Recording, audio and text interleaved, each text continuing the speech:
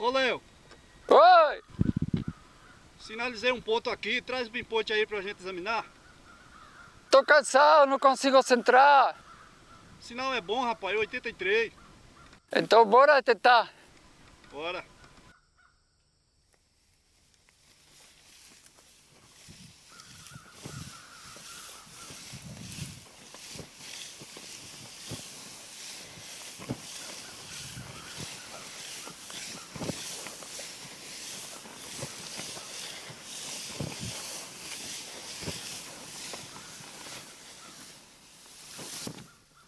Vamos falar de pinpointer?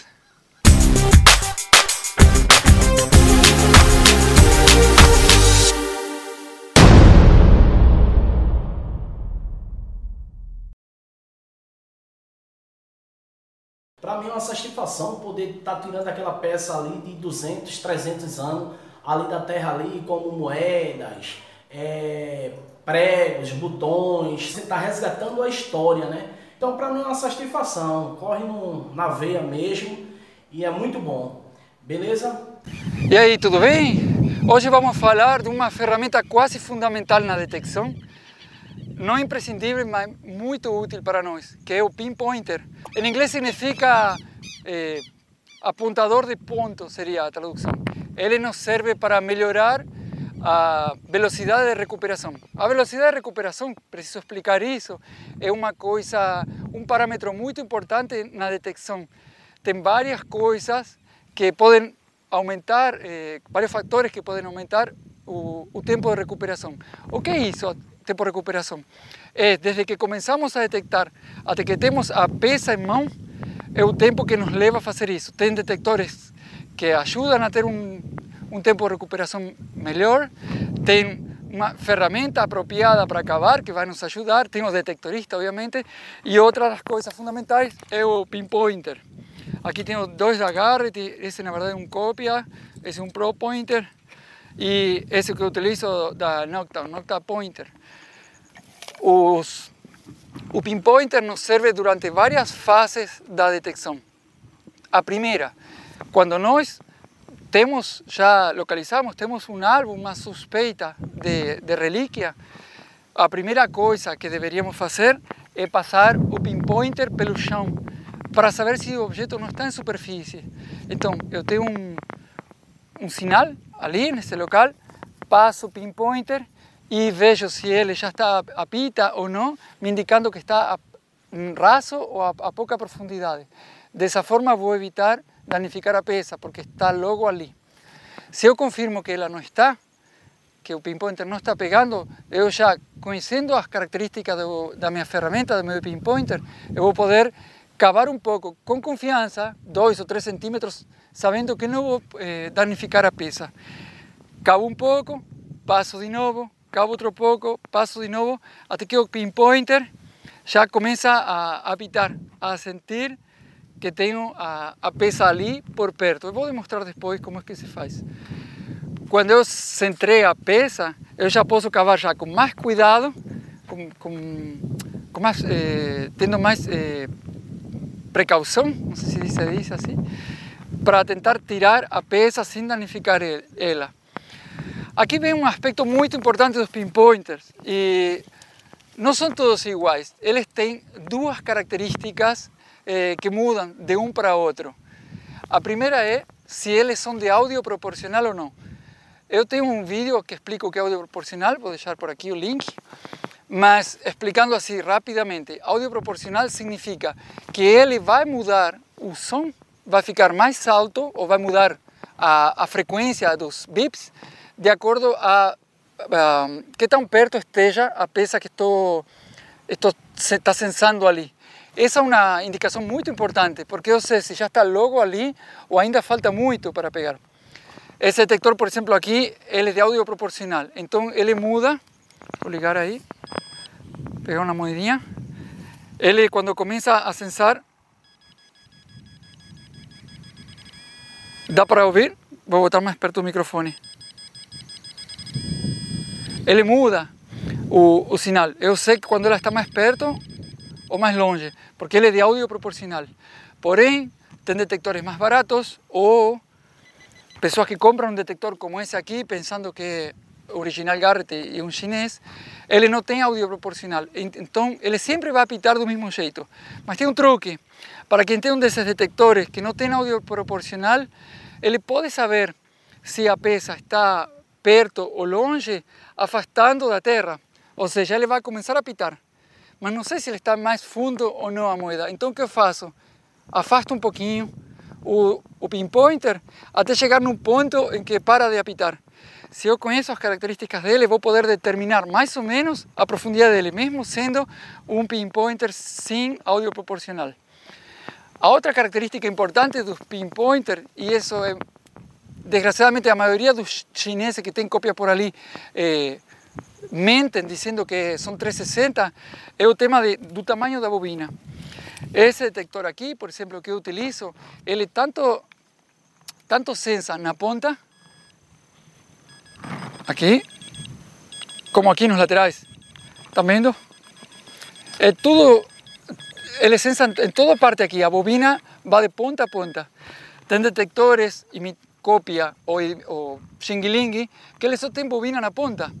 Então, dá muito mais trabalho. Por exemplo, na varredura inicial, quando eu... Lembra que eu estava falando? A primeira coisa que eu devo fazer quando tenho um sinal é descer com um pinpointer e passar ele com um pinpointer que tem bobina bem comprida.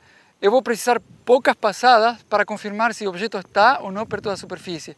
Porém, se o detector for um xing-ling e ele só tiver bobina na ponta, vou demorar muito, porque vou ter que estar passando para cobrir uma superfície, digamos assim, vou ter que passar muitas vezes o pinpointer para saber se ele está ali ou não, o objeto.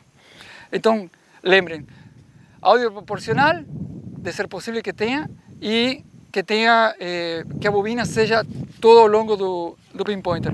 Outra questão importante é a proteção da bobina. Assim como os detectores precisam de protetor de bobina, porque às vezes batemos com pedras ou com objetos que podem danificar ela, e o protetor, em definitiva, é uma peça muito barata, e por causa de uma pecinha muito barata, às vezes danificamos um objeto caríssimo. É muito importante adquirir um detector um pinpointer que tenha protetor de bobina. Por exemplo, esse aqui, ele traz de fábrica. Esses outros não traz de fábrica, mas você pode fabricar uma. O YouTube está cheio de vídeos mostrando como pode improvisar um protetor para não ter que usar diretamente na terra. Então, agora que já sabemos quais são as características mais importantes em um pinpointer e já estamos em condições de utilizar ele em forma básica, quero lembrar a vocês que o pinpointer não é fundamental.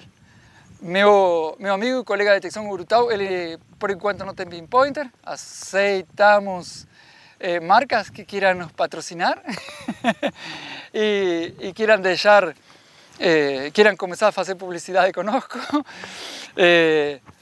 E ele se vira sem pinpointer, mas dá mais trabalho. Ele tem que remover a terra quando ele já tem do lado de fora, e ele confirma com o detector que o objeto, a peça, já não está no buraco, está na terra que ele tirou, e aí ele pega um monte de terra e vai passando na mão que não tenha anel nem relógio, obviamente, vai passando, não tem nada, descarta. Pega, passa, descarta.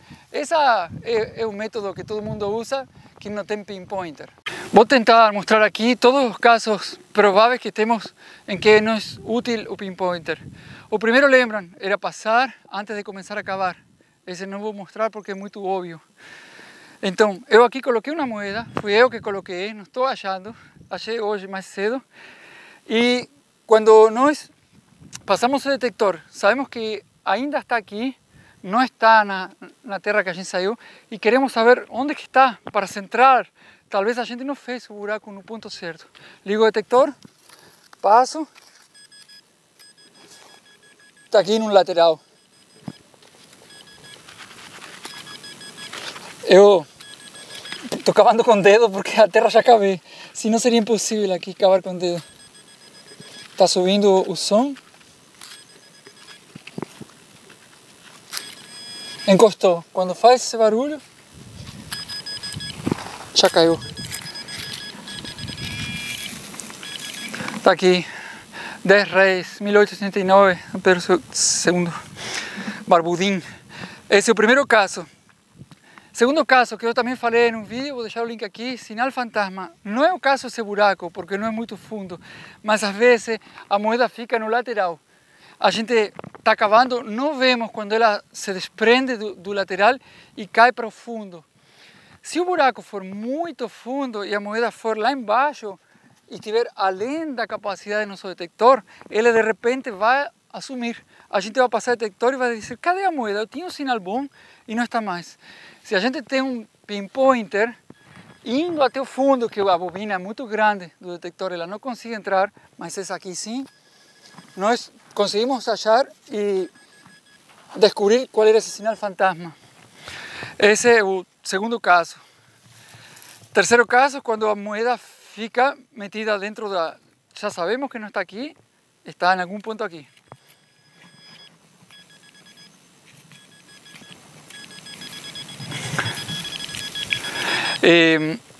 Às vezes não se trata de moedas. Eu acho que é quando o pinpointer mais nos serve, quando são outro tipo de relíquias muito pequenas que não sabemos como são, porque uma moeda eu sei como a forma que ela tem. E ela tem, são objetos da mesma cor da terra, ou muito parecidos. E pode ser que a gente está vendo e não consiga enxergar. A gente passa detector, passa pinpointer e não conseguimos achar ela.